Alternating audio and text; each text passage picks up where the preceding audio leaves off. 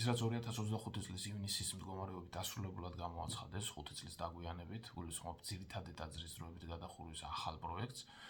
ჯერჯერობით ისევ დაუსრულებელია,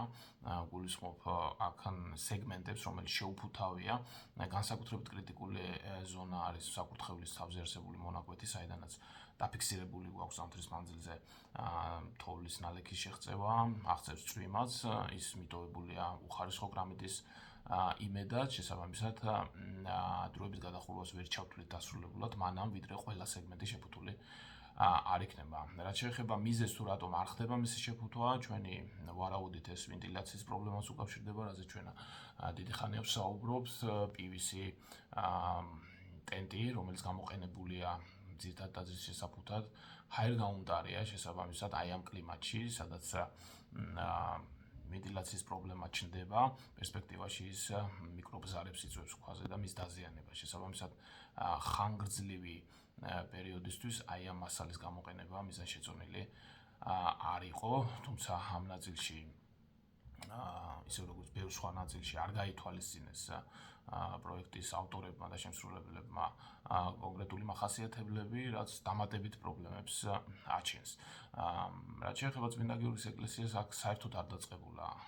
სამუშაოები, არანაირი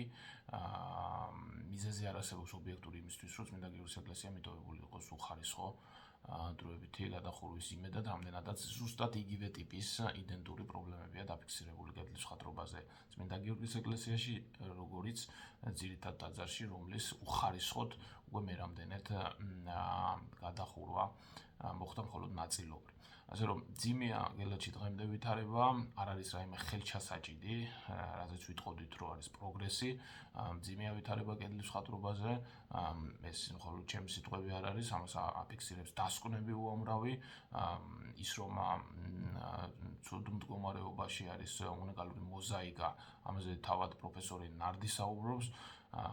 რეაბილიტაციის კომიტეტის მიერ მოწვეული მეცნიერი, შესაბამისად რჩება ასევე გამოწვევად საჯაროობა, რაც დაპირება იყო ამ შერეული კომიტეტის, რომ საზოგადოება იქნებოდა ყოველთვის საქმის კურსში, ყველა პროცესთან დაკავშირებით, რომელიც იქ წარიმართებოდა სამწუხაროდ, თუ მეტად არა,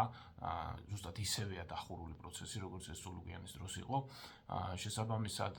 არ ფლობთ ინფორმაციას გეგმებთან დაკავშირებით, აი ახლა არის პროცესი, როდესაც დროებით გადახურვის ქვეშ უნდა მოიხსნას კრამიტის ფენილი, მოხსნილია თუნუქის ფენილი, რაც დამატებით კითხვებს აჩენს, რამდენად უზრუნველყოფს ეს გადახურვა წყლის შეუღწევადობას, ამაზე გვაქვს კონკრეტული მტკიცებულებები, რომ კონკრეტულ სეგმენტში ეს ვერ ხერხდება, შესაბამისად თუნუქის ფენილის მოხსნა დამატებითი რისკია, უნდა დაწყებულიყო ამ დრომდეც კრამიტის მოხსნა, რაც ყველაზე რთული პროცესია, რამდენადაც აქ სკულპტუროზულობას ძალიან ფაქის სამუშაოს უნდა კონდეს ადგილი, რაც ამ ხნის მანძილზე ჩვენ ვერცერთ კომპონენტში ვერ შევნიშნეთ, მინიმალური ვიბრაციების კი დიდი რისკია ინტერიერში არსებულ მხატვრობის მდგომარეობაზე, შესაბამისად ძალიან საყურადღებოა ეს ნაწილი, დიდი მონიტორინგის ქვეშ უნდა მიმდინარეობდეს. ჩვენ ამდენადაც მხოლოდ შაბათ-კვირას შეცვლის შესაძლებლობით ვაკვირდებით პროცესს, ვხედავთ, რომ რაიმე მასშტაბური სამუშაოს ადგილი ჯერჯერობით არ აქვს, არც გვაქვს ცნობები გეგმის შესახებ, არანაირი პროექტი ამ კუთხით გავრცელებული არ არის. შესაბამისად, ყველა იმ კომპონენტში, რომელზეც წლების მანძილზე ჩვენ საუბრობდით, პრობლემები იდენტურია, ნარჩუნდება და ვერ ვხედავთ მზაობას ამ პრობლემების გამოსწორებისკენ.